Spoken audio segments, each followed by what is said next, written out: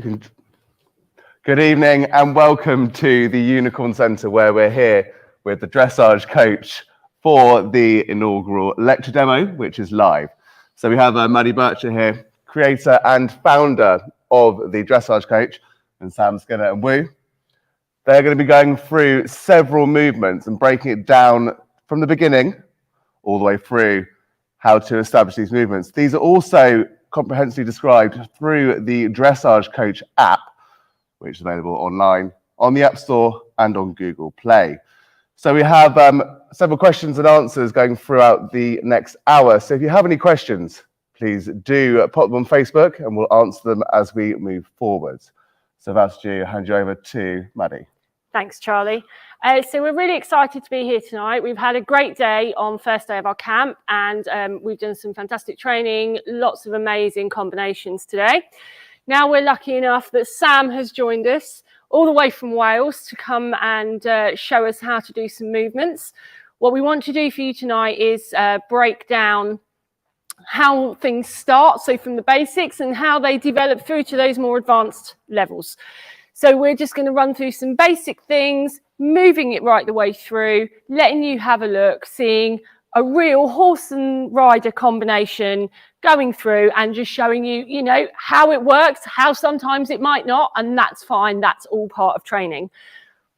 Please feel free to send us any questions you like, whether they're for me or for Sam, who's riding. Absolutely fine. We'll do our best to answer them. So I'm now going to go and start with Sam now, and I hope you enjoy. Do you want to just have a quick run through about the journey of Sam and where she started and got to? Okay. Or where she is now, because it's quite an interesting one. It is a very interesting one.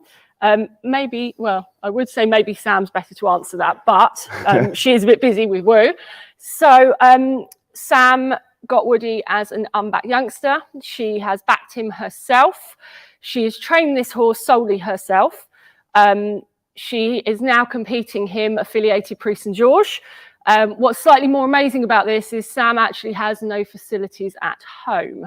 So she does this by actually properly schooling Woody in an actual arena 1 day a week, and the rest of her training is done out hacking. So I think we can all admit that's fairly amazing. Isn't it? But it just shows you with determination and creativity, it's achievable. So we're really excited that she's here with us today. She's a fantastic rider. He's a fantastic horse. And I hope you're going to enjoy watching them.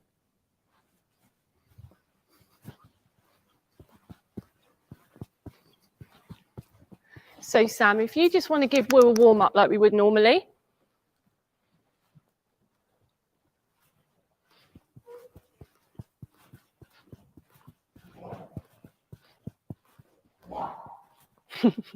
He's going to have a cough. Just normal.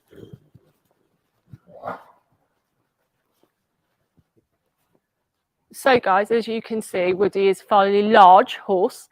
Sam is not particularly large person. So that makes a challenge from the get-go.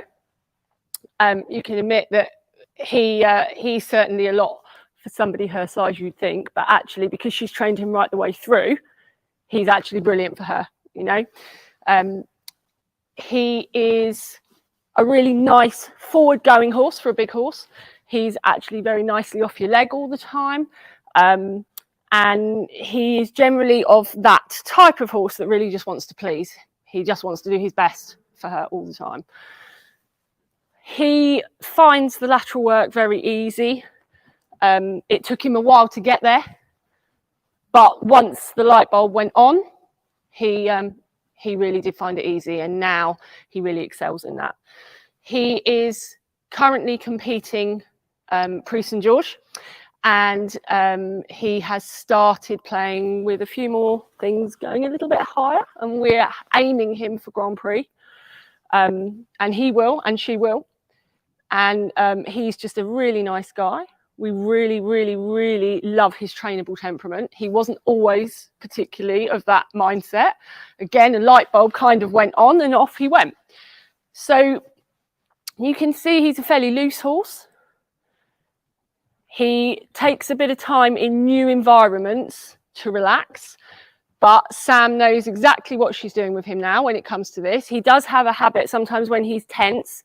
He doesn't go tight and tense in your normal sense, what he does, he holds his breath. Then he makes his ribs go solid because he holds his breath, and that's where we lose the suppleness. So it's not that he does anything silly. I don't think I've ever seen him do anything silly or naughty in a ring out of tension, ever. He just gets tight because he literally, you just see the ribs go out here and he goes, oh.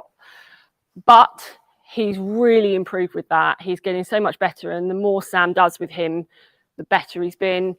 She qualified nationals with him last year, and he actually went and he actually breathed the whole way through the weekend, and he was just a megastar. So there's definite progress there. So have any of you got any questions on Sam or Woody or anything so far? What level did Sam compete up to before she got Woody? I think she may have ridden 1 or 2 novices unaffiliated. So she'd never done affiliated before she got Woody. She'd always played around with, she used to have a very nice cob, but she used to do a bit of everything with him. Very riding club, bit of jumping, fun rides, dressage, yes, bit of showing. Sam's mum used to have a yard, and so poor Sam used to get thrown up on everything that maybe was a little tricky. So it's made that she's developed a very good seat. There's not a lot she can't stick onto, really. But yeah, this is her, I think she'll admit that this is her first proper dressage horse. Perfect, amazing. Maddi, how long did it take her to go from prelim to PSG? So, Woody, that's not quite as simple as that answer. So Woody is now, I want to say 13. However, there was a period of time where he wasn't really training as a dressage horse. He was quite a clumsy horse, and it took him a long time to find himself. So he would trip over his own feet. Also, as you can see, he's a very big horse. So to actually be strong enough to properly hold himself and be able to work, that's taken time. However, I would say really the big shift has been in the last 3 years, where he's really gone elementary pre-St. George. But it was as though something just clicked and he went, yeah, I can do that. Yeah, I can do that. Yeah, I can do that. And it doesn't seem to now matter what we ask him. He goes, oh, I'll give it a go. And I think, to be fair to him, when we had the bit of time where he maybe wasn't quite so obliging, I think a lot of it was he just struggled to get the coordination and to get it. You can see he's a really want to do it horse. I genuinely believe with him, it was never through anything other than, I'm just not sure. How's he feeling, Sam? Okay. Is there anything you'd like to start with? No, you're just right. Okay. Okay, so Sam, let's start then. Let's start with some of our nice open leg yields all the way across the school, just letting him open the shoulders.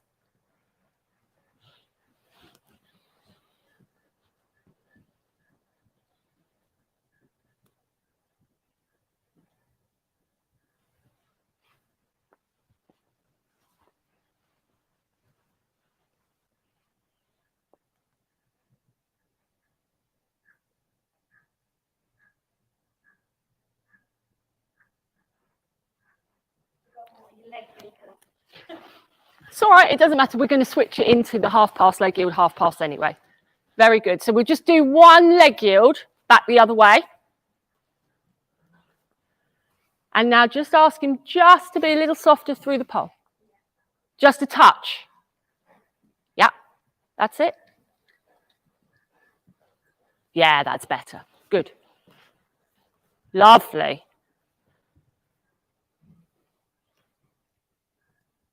Very good.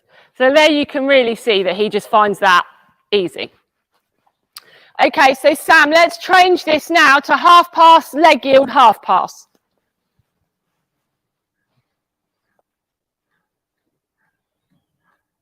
Lovely. Well done. Yeah. Super. Okay, and one back the other way.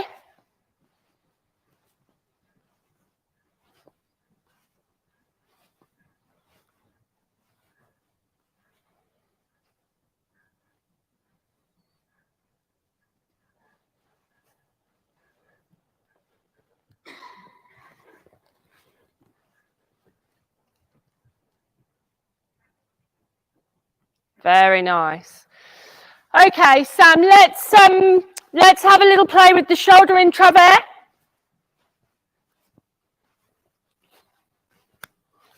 So we find this to be a really nice exercise for getting the horse really nice and loose through the spine and through the pelvis. Good. And obviously also very nicely off your aid and making sure the horse is really listening. Good. And again.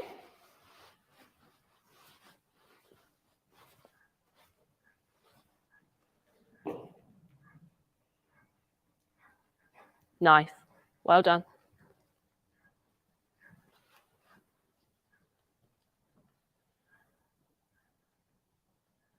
Good. Okay, and we change the rein, Sam, with just a little bit of medium.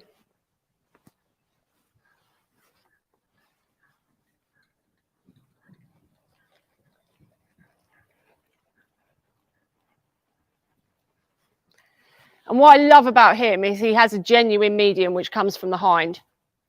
So you get a lovely front leg, but you also get a hind leg that really travels under. Yeah, we'll shoulder in travers again this way. Very nice.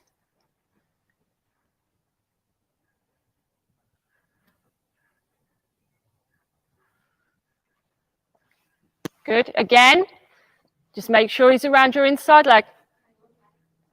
That's all right.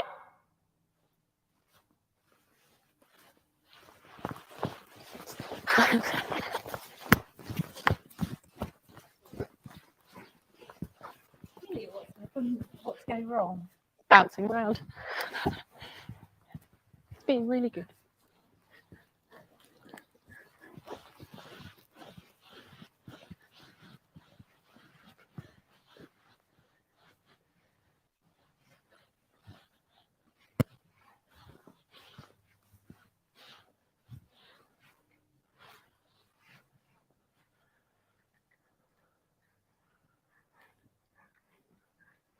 So we have a question for you, Maddi. Yes. Does the breed of horse make a difference? And are there any limitations based on different breeds, or do you need to have a warm blood? No, absolutely not. The breed of horse for me doesn't come into it at all. Any horse that has a, I'm going to say, reasonable conformation is capable. For me, it's more about the attitude, the trainability. So breed, absolutely not. Trainable attitude, I would rather take something that's got a very trainable attitude rather than something that's got all the movement in the world, but actually isn't particularly trainable, doesn't really want to work with the rider.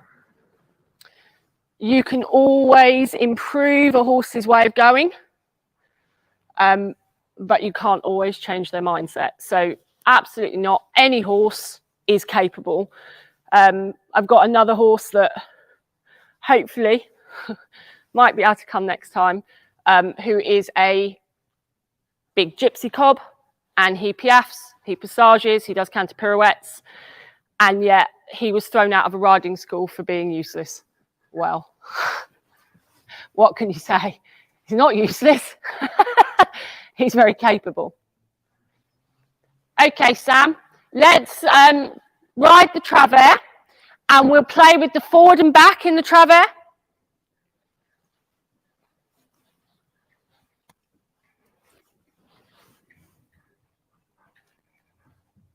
Good, good. Little bit of flexion. There, better. Good.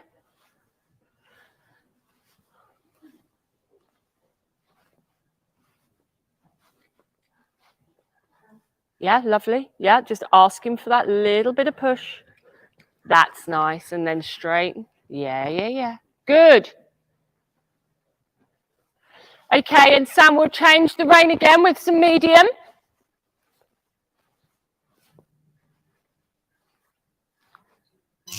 So another quick question about, based on Bella was just saying about his rhythm hasn't changed the whole way through and is pretty consistent. So it's just really impressive that from the moment she started working with him, his rhythm is absolutely It's there, it's consistent, it hasn't changed in and out of the pace, but it's just so consistent, it's extraordinary. I'd love to know how she achieved that, please. So I'm going to say that was something that Sam has worked very, very hard on. Keeping him rhythmical and really keeping to what a medium or an extension should be, which is an extension of the frame and the stride length, rather than a hurrying of the pace, is something that we've made a priority with him, because he is a big horse, and the last thing you want is a big horse rushing forward, because it looks even worse than a smaller one sometimes. So Sam's really worked hard on that. Sam, give him a little break for a sec. She's worked really hard on saying, okay, you know, we've taken our time and got him to develop that stretch rather than hurried him. And if that's meant that we've maybe only done 20 meters because by that point he can't hold it anymore, or he wants to rush, then that's all he's done, and we've built on that. And so, especially for a big horse like him, the last thing we want him to do is get down on the shoulders. So it's also been, maybe we've been doing this, and then what we've done is if he started to get a little bit low, we've instantly brought him shorter, put him into shoulder in, set him back up so he's lifted again, and then let him go again. So it's been about catching him. Sam's got beautiful feel on a horse. It doesn't matter what horse she gets on, she's got beautiful feel on a horse. And she knows that minute she can feel him go, probably before we can see it. So she's already made the correction. And that's vital with a horse his size, because by the time we can see it, it's probably too late to be able to recover it. How's he feeling, Sam? He's happy?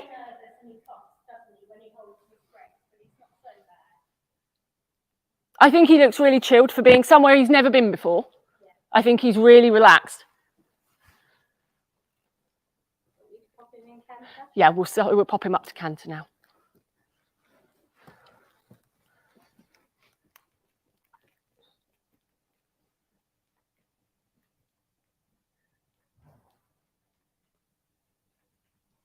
And you can see we've worked on the same thing in the walk, that when we wanted to bring the walk back, he doesn't get hurried, he doesn't get tense, and we spent ages just going, put him down, pick him up, put him down, pick him up, and he just has to stay in the same rhythm.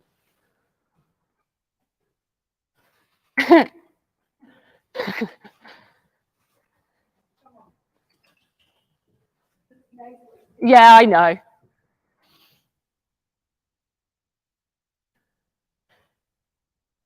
Let's give him a little bit of forward and back then, Sam. Let's change it up for him. He thinks he knows what he's going to do, and he doesn't.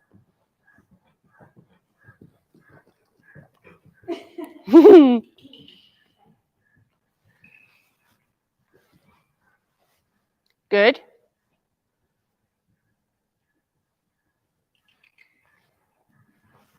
Yeah. Go on. Open him a bit more. Yeah. So this is our latest party trick at the moment, that apparently going forward to medium means we should do a flying change.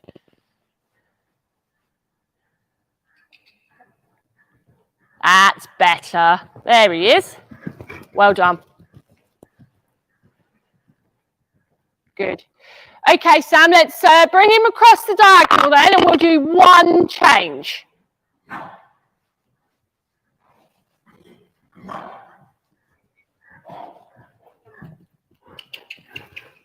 Lovely, good. So what we've really worked on with Woody is making sure that he's forward in his changes and he's coming through with a nice jump.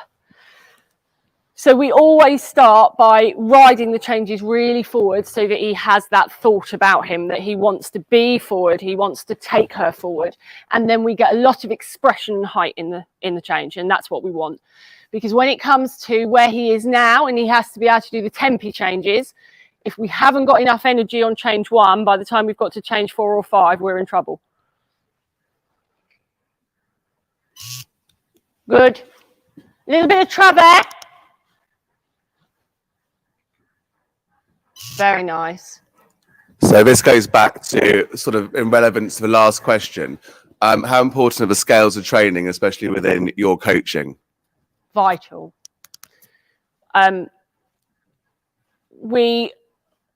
Anyone that trains with me will know that if we don't have rhythm, we don't move forward until we have rhythm. Then once we have rhythm, we can start to ask for suppleness. Once we've got rhythm and suppleness, we can have contact. So they're very important, because without them, we haven't got the foundations for the horse to really improve, to really move forward. They're vital. Very good. Okay, Sam, and another big change anywhere you like, your choice.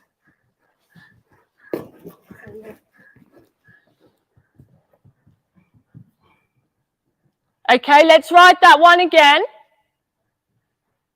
So there you are. There was one. He wasn't quite forward enough. So we just end up with that slight mistake in the change. He knows better, but sometimes when he's not quite there, we get that. Good.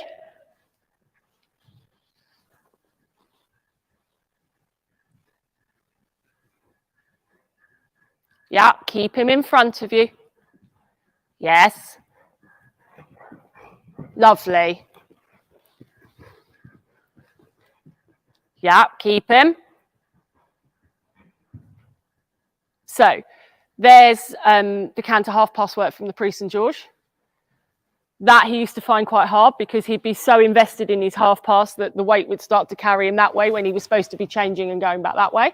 But he's really, really, really got that now.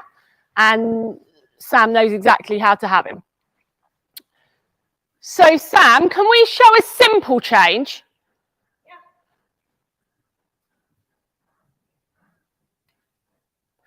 So you see, even though he's on flying changes, we can still do a simple change. Those simple changes are vital to get a flying change like that. If we didn't have those, he wouldn't be able to get a good flying change. What's even more important is once he's got a flying change, that he can still do that in good balance, relaxed, and move.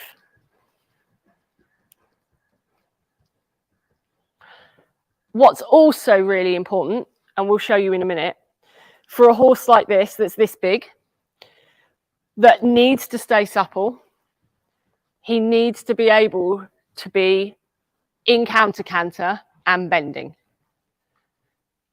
So Sam, can we do the canter serpentine? Yep. No changes. Okay.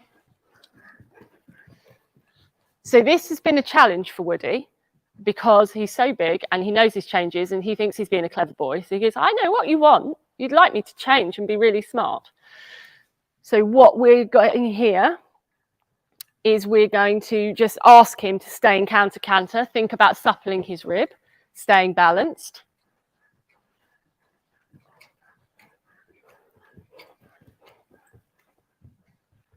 And now he makes it look easy, doesn't he? Very good. So is this a useful exercise for people to do at all levels? I mean, obviously with the established canter. With an established canter. So it doesn't need to be an advanced horse, but it does need to be a horse with a good 3-beat canter with balance. If they've got that, then yeah, absolutely. Doesn't need to be an advanced horse, doesn't need to know a change, just needs to be able to do this. And this can actually be really nice. Now, the only sometimes problem we have, I think this is a better exercise to teach after they've taught, they know a change, if you want to take them to that standard. Only because I think sometimes this discourages a change. But for me, this is about suppleness and obedience once they have a change. Okay, Sam, give him a little break. Good boy. So we're going to take a little look in a minute once he's had a break. I thought we'd have a little look at the walk pirouettes, because this has been something that's been work, hasn't it? Yeah, this is not good. No, it is good now. But this has been difficult for him, but there's a lot of horse.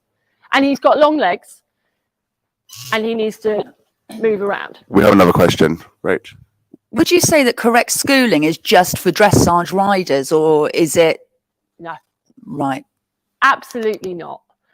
If we put the foundation into our horses, whatever we want them to do, then you're going to have a fit, healthy athlete that's going to stay sound.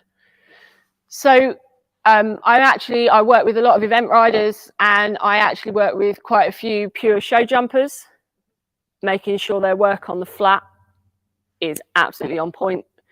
And actually, it's now getting seen more and more and more that the more show jumping horses are trained on the flat, actually, the better they seem to do, the faster they actually are, because they're balanced, they're able to push. And because they're more gymnastic, they actually can get themselves out of trouble quite a lot easier. Okay, Sam, where do you want to ride them? Okay, anywhere you like.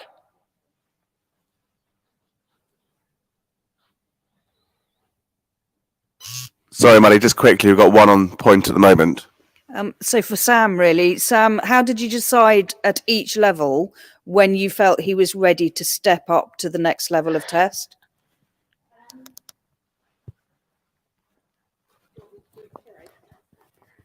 No, say this first. So it was sometimes about pushing his brain. I was tending to find I was getting less. So we figured that he needed more to think about, and the more we've thrown at him, the quicker he's come on. But with my other horse, it's actually been about slowing him down a little bit. So, you know, I guess there was an element of gut feeling, but sometimes we just wanted to ride the movements and form a baseline instead of actually putting ourselves too much on a pedestal and thinking, you know, we're not going to get it perfectly right. It was easier to help her and build up, and that's worked specifically when he's confident. And I think you'll agree, Sam, that actually what we've seen with him, the more he's gone up, the more his scores have gone up. Yeah, absolutely. So, you know, he's actually scoring far higher scores, advanced medium, than he ever was at elementary. Yeah, we pretty much skipped medium because it was just not enough for him. No, he wanted to change. That made a big difference to him, didn't it? Yeah. And he actually really started to enjoy it then. He was like, yeah, actually, this interests me. And now, the more we push him and the more we give him to do, the more engaged he is and the more he wants to do it. But, you know, for him, that's where I like to be. That's what I want to do. Let's do it.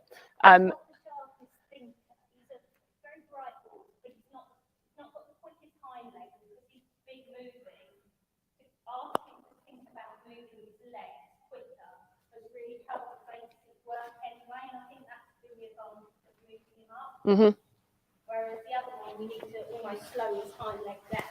So, you know, we had to sort of play around with different things. So you wouldn't be able to do that with your other horse because it'd blow his head. It would blow his mind, I think, if we pushed him up too quickly. I think it could be entertaining to watch, though. It would be quite good fun. I think maybe we should try it. Okay, so let's ride the walk heroes. So think about the connection.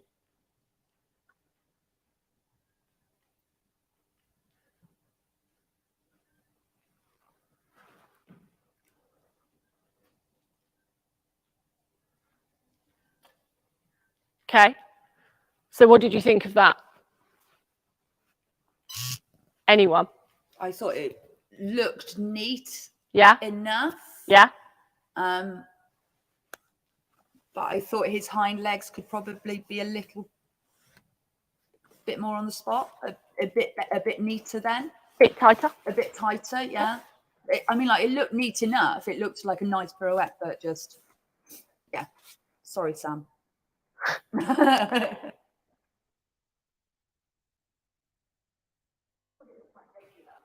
Regular? Yeah? Good.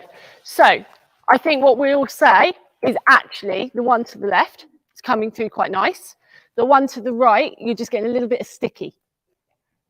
That's better. There you go. So we're back to that. When his hind legs get a bit faster, it gets better. And this is what we found with him as a whole. If you can just get those hind legs a little bit quicker. So for those watching at home, how would you do that? Quicker. Well, now that is a tricky thing in the walk because we don't want to encourage tension and we don't want to encourage jogging. So it's about allowing, it's about riding from the seat, it's about encouraging, and it's about getting the horse not in the pirouette before the pirouette to understand how we release from the seat and the arms and how we bring back from that. Then we don't end up with the horse getting tight, jog, step, stepping out, stepping round, because we just want the horse to be quiet off of our seat. So that's where the work has to go in before we get to here. And then we can start to produce this. Very good, Sam. Right, so can we do walk piro into canter piro? You choose which way you want to go first. And we just want a few steps of canter and then back. So we've been working on this exercise where we start with him in a large walk pirouette. So we're not asking him to be as tight or as neat. And then, yeah, good. And then walk. And you see the relaxation. There's no tension there. There's no tightness there. And this is what we've been really working on with him because we don't want him tight in the canter pirouettes and we don't want him to struggle. Yeah, good boy. That's okay. He says, I fell over my own foot. Bless him. That was nice, though. He stood up. Good.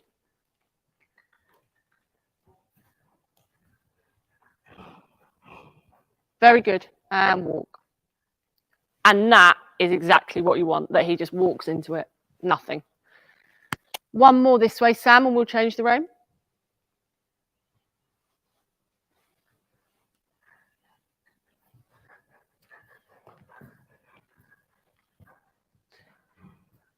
Lovely.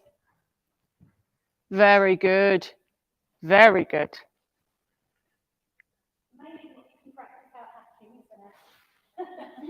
Yeah, and so when you start to put that into account, that this horse goes in an arena one day a week, I think we'd all love to know how she manages this, right? Good boy. Good boy. Very good. Very good. There we go. Yeah, he has.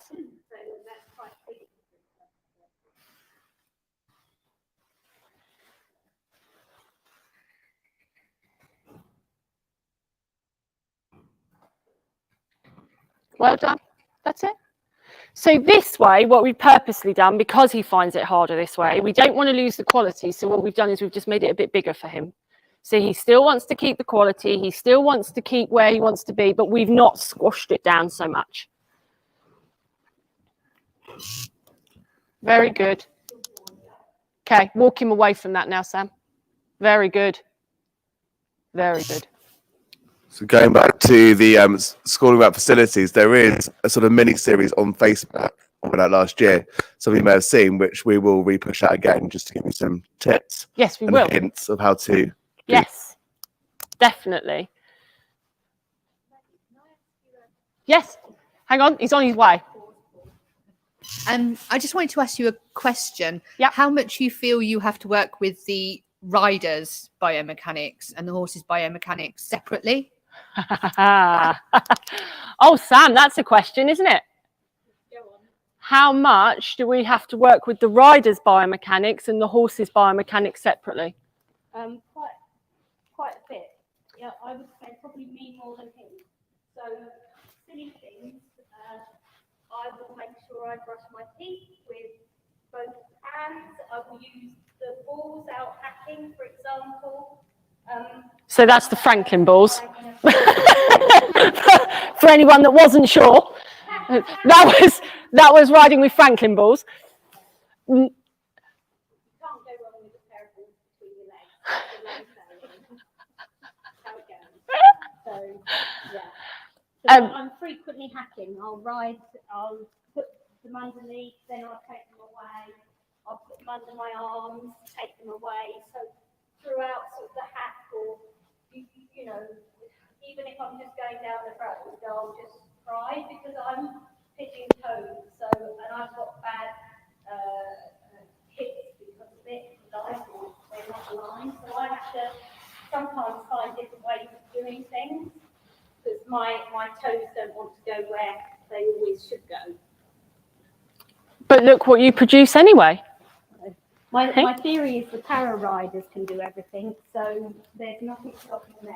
So she can. Everything's stopping us. That's, you know, and if I ask him to work hard, it's not fair that I don't do the equal amount of work as well. Absolutely, and I think it would be fair to say that we have gone fairly hardcore with Sam when we've been working on her. I mean, I've been pretty mean, haven't I, Sam? My stirrups taken away frequently the whole lesson. And we even upped that, didn't we, once? And I made you ride the tempi changes with no stirrups and sat on the Franklin ball. Yeah, on the blue peanut ball, no stirrups, tempi changes across the diagonal. But my God, she can sit down in the tempis now. And stay nice and central, because believe me, when you've got no stirrups and you're sat on the ball, you definitely don't want to be going one way or the other, because, yeah. But also as well, you sometimes, if I'm finding different movements on my test sheet come back and we're losing the quality and the mark, we then tend to have a look at me as opposed to him. And it's silly things. Sometimes over trying these muscles get tight. Yes. So, you know, we tend to always look at me being the fault as opposed to the horse. I'll never blame him. I wouldn't blame him. I think that's a very good point, actually, Sam. That is our start point, isn't it? Yeah. So the session we'll do after a test, if it's come up with a problem, the first thing we'll do is see what's going on. And in fairness, we're not looking at Woody. I have to say, because she's worked so hard, when they come back now, I think we're definitely on a 50-50 ratio, that sometimes he's just not quite got it, and it's not Sam. Now, you know, I think that's very fair to say, because she's worked so hard on her position. She's worked so hard on the connection, and it's really showing.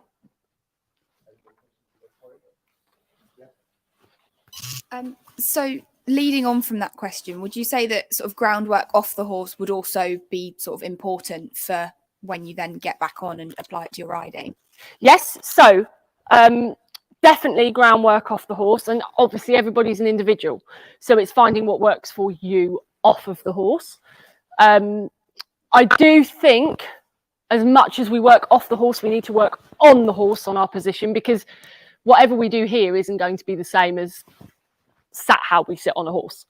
But yes, I think if we can make sure that we're supple in ourselves and that we're not restricting the horse in any way, that's definitely a good place to start.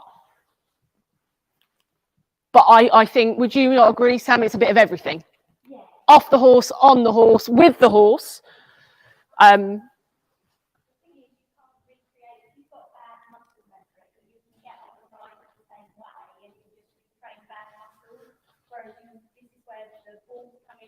Or Maddi's exercise, sometimes you have to actually look at it a different way and retrain those muscles. And they're different ones are easy to do it on because some that take you more forward with a quick hind leg, it might be easier to sit in a naturally upright position, but actually that's just a false kind of economy, if you like, because they're still not working as they should. So sometimes putting the hard work in just pays Off. Really. Well, we don't then have to go back and unpick it, do we? Yeah. And then try and build it again. Yeah. Because it's back to the scales of training question we had earlier, that if we get the foundation in right in the first place, we can build up without having to come back down and go back up again. We can just build up on a nice trajectory. Okay, Sam, so some tempies. Whichever you like. Wherever you like, whichever you like. If you want to ride a couple of singles first to make sure he's back on the ball, then please do. So just while you're on the subject of Franklin balls, we've got a question through from Kirsty on Facebook asking, is it a good idea to warm up with the balls before my test? Yes, absolutely. I think if you think they help you, if you think they definitely give you more looseness and it gives you more feel, then absolutely. Go ahead, do it.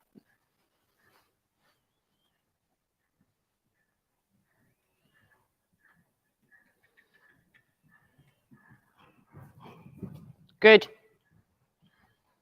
And you see there, she's just had to ride him on a little bit more, put a bit more up in that change so that he's got the energy.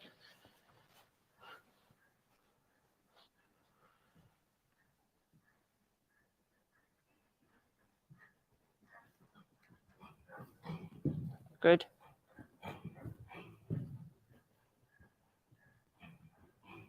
Good. Sickening, aren't they? I know. It's lovely to see though, because it looks so effortless from the combination. For me, these two, very good, Sam. These two are in a nice harmony. You know, they look like they're friends, don't they? Yeah. Yeah. I've noticed a lot of riders when they're doing their changes, they tend to chuck their bodies sideways or their legs are flinging all over the place. And this looks how it should look. Now you see what happens when you take the stirrups away and make her sit on Franklin balls.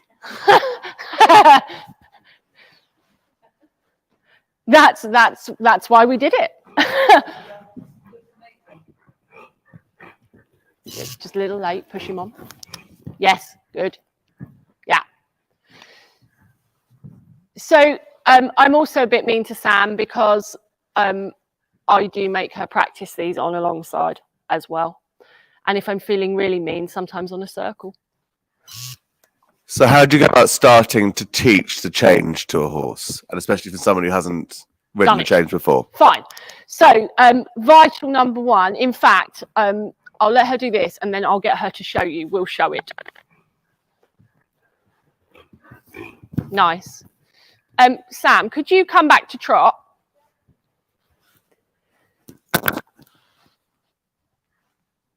And then back to walk.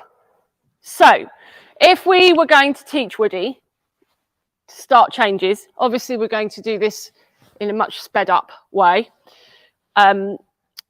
First thing we need is a good canter. If we don't have a good canter, we're not going to get a good change. So the canter needs to be 3 beat. It needs to have nice height. It needs to have good balance. So firstly, we need to know he can do walk to canter. So the horse needs to be able to go walk to canter, staying in balance, staying in a nice frame, on the rider's aid, as easy as that. If we can get the walk to canter like that, then we need the canter to walk like that.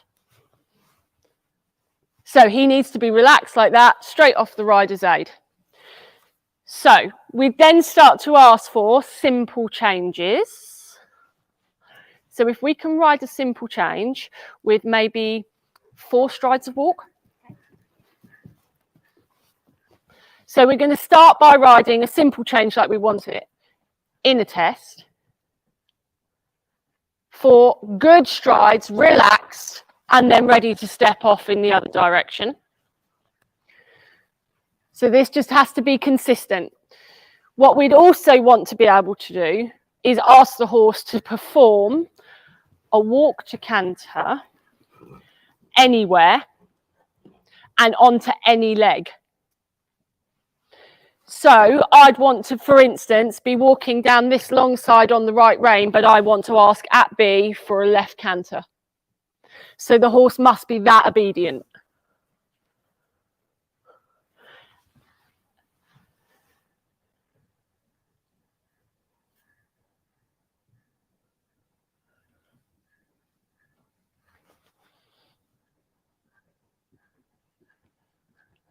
Very nice. So now, Sam, can you pick up on this rein, left canter?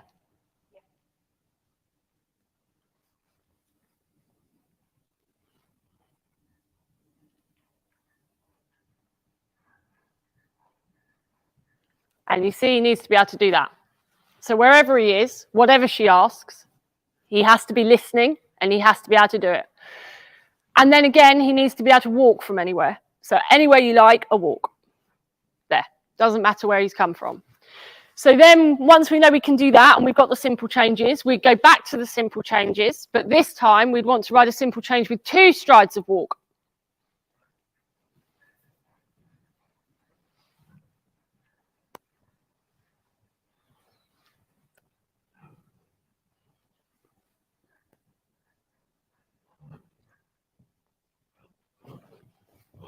So now it's getting a short gap. Then we'd want to be able to ride it with 1 stride of walk, like that. And then the next stage, we have no strides of walk. So now a change.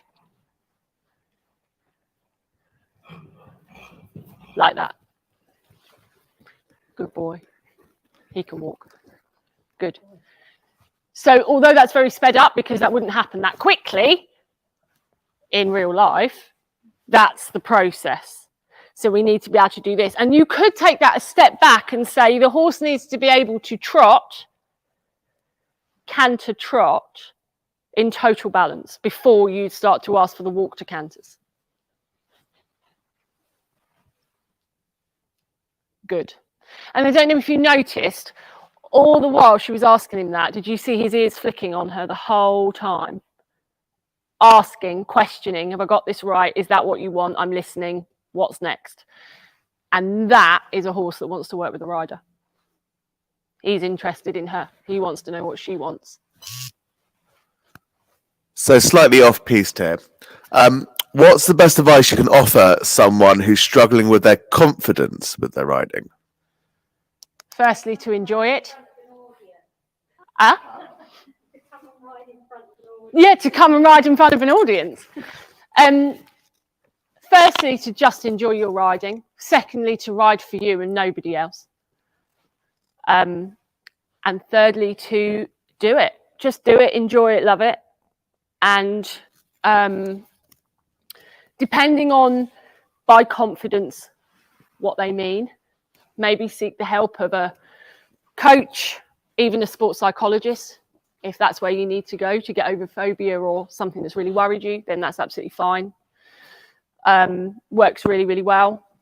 But if it's just you're not too sure about doing something, so Sam won't mind me saying that you're not the biggest fan of riding in front of people, are you? And so guess what we've done about her confidence with that? That's why she's here today. But it's the way to get through it, isn't it? Yeah, and I've had a lot of problems in front of judges where I just forget the test and go to pieces, and then the judge comes out the box shouting, and you just go to pieces even more. And I've really had to kind of dig quite deep for that and work through it. And some of that was always believing my horse was being let down by me, but now I actually think he doesn't know he's being let down. So now I just enjoy it for what it is, and I take each movement now as a separate thing. So if I get one wrong, it doesn't matter, I'll move on to the next. But now I expect a bit more as well. You've become quite demanding these days, haven't you? Yeah. Yeah. I think we can agree on that. So the more you do it, the easier it becomes, basically. Yes. You have to just put yourself out repetition. there. Yeah. And, you know, it's about pushing that comfort zone, isn't it? We don't want to give it a massive ram and blow it away, but we do need to keep nudging at it. Otherwise, we're very good at sitting here and not going anywhere or not achieving what we want to. But if we'll give it a gentle nudge, we get where we want to be. Mega. As they say, do something every day that scares you. Absolutely. I don't know I'd go that far.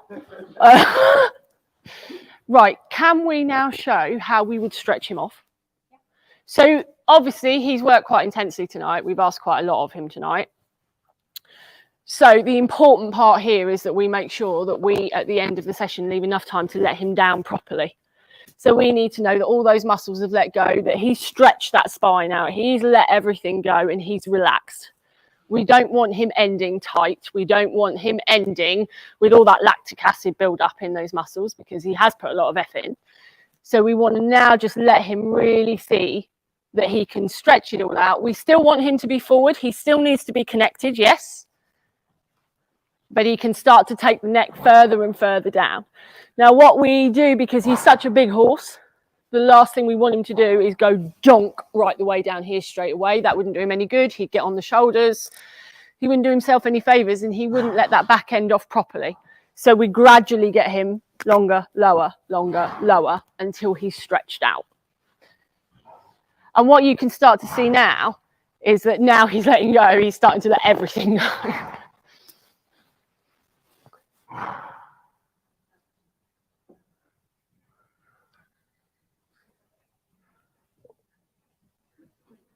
But he's impeccably behaved, as you can see, and he doesn't put a foot wrong, and he doesn't spook, and he's just an angel, isn't he? Nowadays. Yeah. Well, yeah, now. Reformed Woody.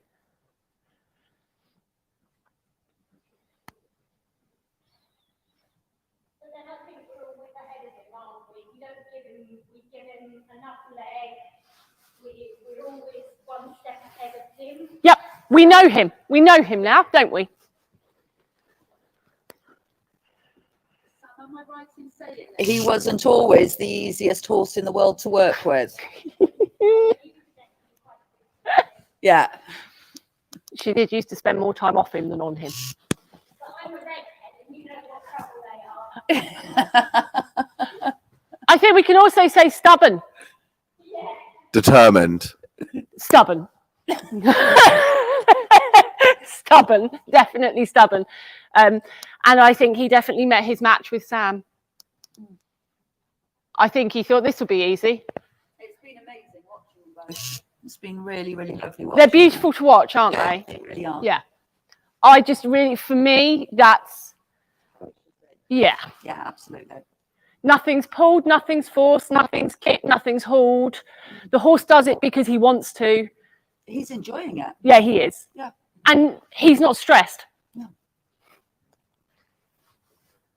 He's loose. He's remained loose. And that, for me, is more important than anything else. That he stays in this nice mental place, nice physical place. Lovely. What a good boy. Are you pleased with him? Yes, the coughing he does when he holds his breath, so he gets inwardly nervous, and sometimes he holds his breath, and then he ends up coughing when he thinks he can let go of it. He's a good boy, isn't he? He's Off when I first get on her, she's rigid in her back, and then she coughs, snorts 3 times, and then we're good to go. it's all good. It's all good then. It's all time to move on. But we've got to have that cough and 3 snorts. Yeah. And we don't not let her have it, eh? No. No. Otherwise it becomes a bubbling snort. It does become a bubbling snort and we get told off.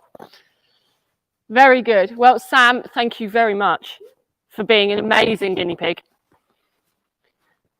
Hey, good boy. Is he allowed to clap? Yeah. Oh, he loved that. Look at him. Hey, well done, Woody. I like the way he's looking round. Who's that He for? knows what he gets now. He knows he gets his treat now. So huge thank you. If you're watching at home as well, you can join the Dressage Coach online on the App Store or on Google Play. Starting at $9.99 a month, including unlimited coaching in the form of video feedback. See you all again soon at our next demos and our online events.